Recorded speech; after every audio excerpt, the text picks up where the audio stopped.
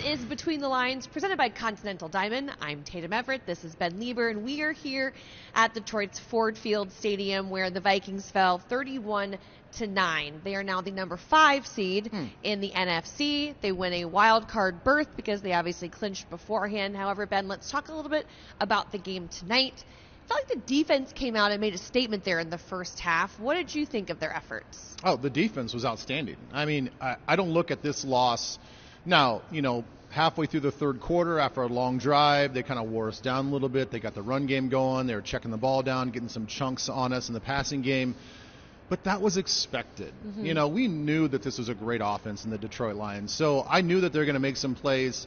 But for about 2.5 quarters, we were definitely the better of the two. And I thought our defense played really well. Our defense, I'll just sum it up in a nutshell, played winning football. Okay. They played winning football. Offense did not step up.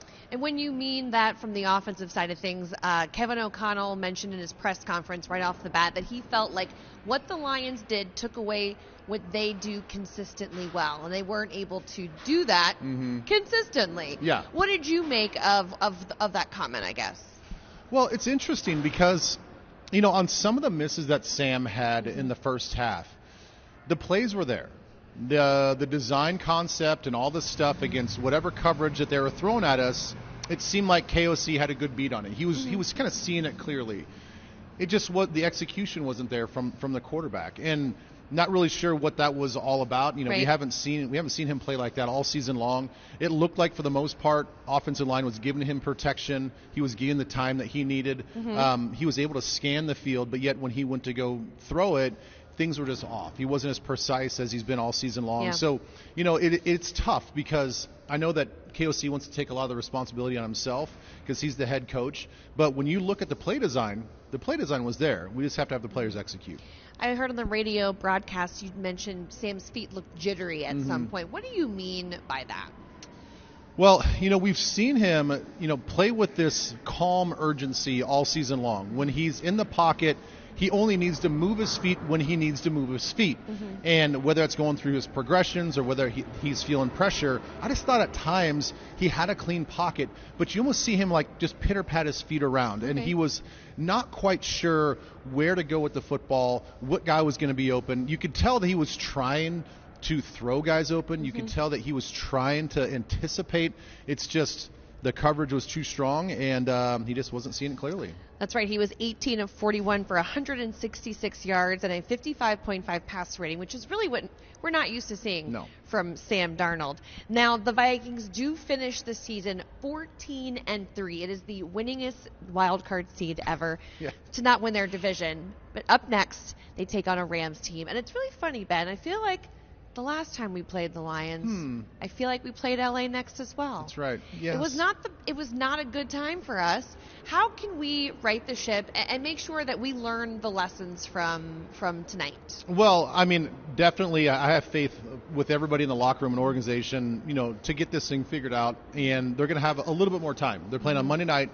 They get an extra day to process everything that happened tonight, which is different than what happened, during the regular season early on. We had a short week, had to jump on a plane, go to LA after being playing the Lions, and so the circumstances are going to be much different. So I have total confidence that we're going to be prepared. It's just psychologically.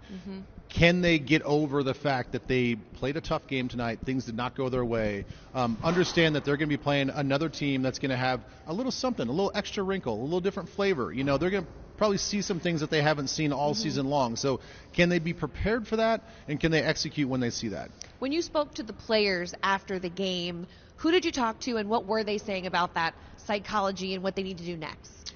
Well, I talked to Harrison Smith just about that, and he's like, look, we've been in these situations before. I'm not worried about it. He understands that it's going to be a challenge to sort of bounce back, but he's like, look, there are still a lot of good things that happened. As every game, no matter what the score is, there are still some good things that happen, especially defensively, like we mentioned, for 2.5 quarters. So I think from his standpoint, he actually had a smile on his face. He's like, look, I don't like this loss. I understand what the loss means, but I also understand the people in this room. and I understand the staff that we have. And so he's like, I have no doubt that we're going to bounce back in the right way. They have an opportunity ahead. And when Kevin O'Connell spoke about that, he said this locker room is already ready to go. Ben, you may not know this. I'm not sure if you saw this in the broadcast, but Dan Campbell walked up to KOC and said, see you in 2 weeks. I hope that's the case. I hope that's the case as well. So again, the Vikings play at LA in the wild card game. It is Monday Night Football. It'll be at 7 p.m. Central on January 13th. So, I mean, yes, tonight was tough. The Vikings season continues to roll on as we now try and make a deep postseason run.